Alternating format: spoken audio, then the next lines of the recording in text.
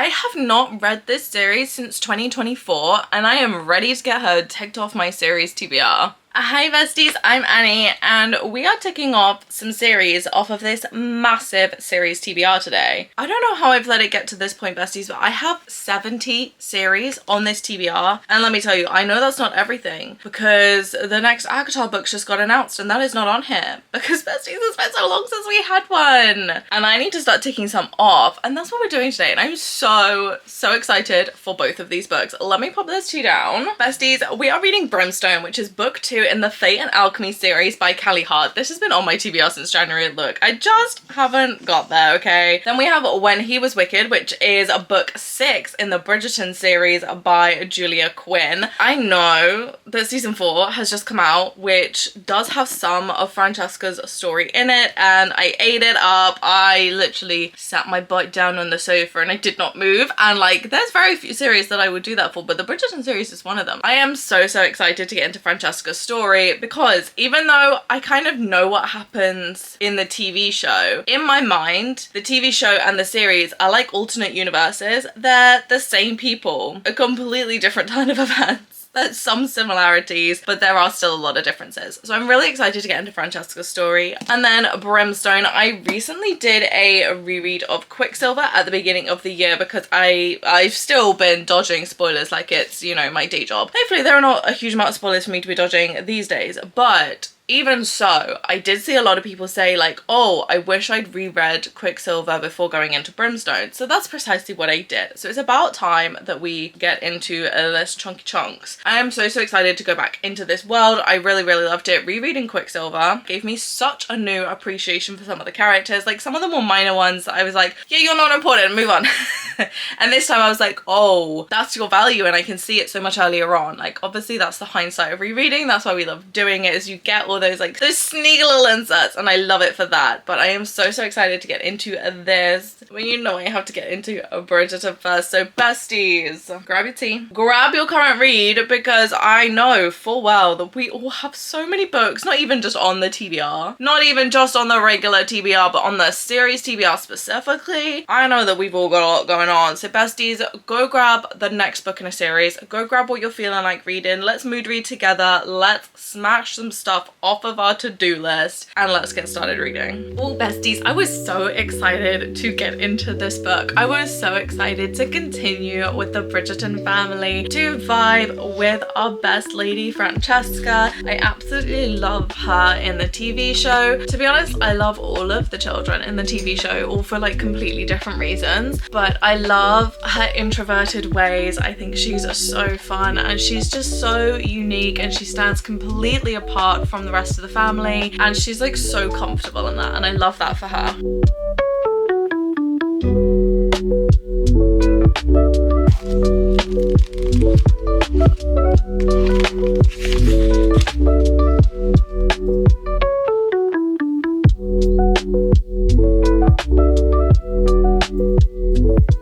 Obviously, having seen season 4 of the TV show, I kind of knew where the beginning of this was going, and to be honest, the emotional side of it that I was kind of expecting to hit did not hit at all. I cried at the TV show, cried my eyes out. This, absolutely nothing. And I'll be honest, I'm really not sure what we were quite going for with this because nothing happened.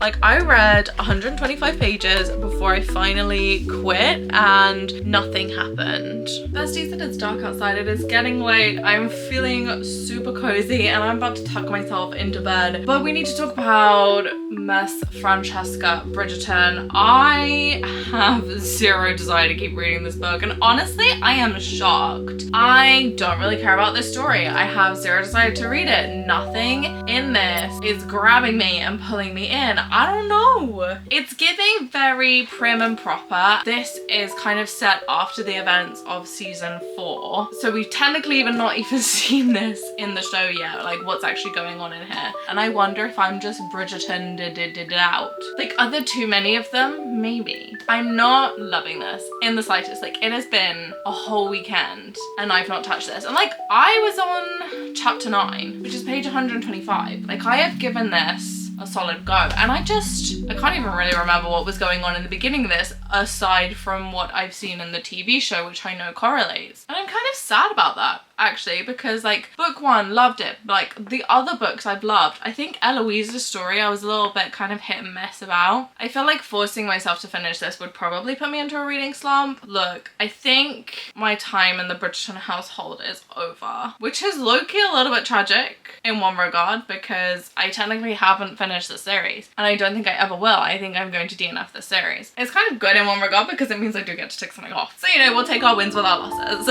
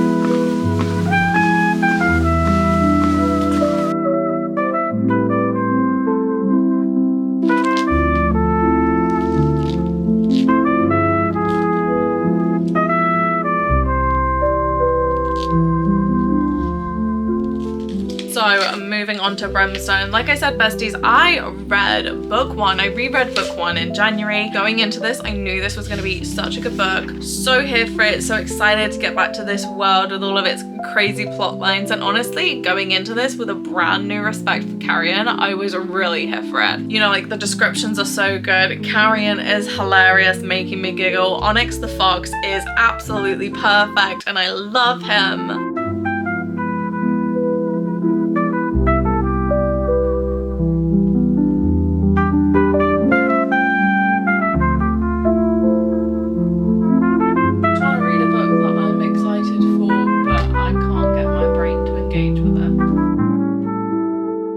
My brain is literally refusing to take in basically anything of this book. The world building that we've had thus far, gone. Everything that's happened in this book that hasn't been Carrion cracking a joke or Onyx the Fox being a little bit chaotic and being the main character for a moment, gone from my brain. I don't know what it is. My brain is saying no to this book. The information is rain, and I am wearing the most waterproof rain jacket. Honestly, I'm sad about it. I'm only on chapter 6. I'm literally partway through it. I'm on page 89 and I just cannot hold the information. I don't know what it is, because I am excited for this book and I really want to continue this story and I'm absolutely obsessed and I'm loving it. But my brain is saying no. But I'm not DNFing it completely. I'm gonna soft DNF it. I'm gonna put it down. I'm hoping that later in the year my brain decides that she is gonna play ball and she is gonna hold some information. And so I'm gonna pick it back up at some point, just not right now. And I've sat with this for a few days, besties. So I know that it's not just like, oh, I was having a bad day. And yeah, I'm kind of sad about it. But that is the joys and the downfalls of being a mood reader, essentially. And I realized that this video was meant to be like the kickstart to this brand new series of continuing these 70 odd series that I have ongoing at the moment, because besties, this list is crazy. And it's kind of not really worked out in my favor. If that's not mood reading in a nutshell, then I don't know what is. So to recap, the Bridgerton series, I will keep watching the show. The books, you'd have a really tough job to convince me to continue with the books. Fae Alchemy, I am not done. We're just on a break. I fully intend to return to this series. I know book 3 is planned for later this year. I will most likely be reading it before then. I fully intend to read it before then because I would like to get that one. I would like to finish this series. Book 1 was so good, and rereading it just like really rejuvenated everything that I thought for the book, and it really put a lot of things into perspective, and it was like such a different experience, and I had such an increased appreciation for so many characters. And my brain is like, information who? I don't know her. This isn't really the video I had planned. But hey besties, at least you know I'm being real.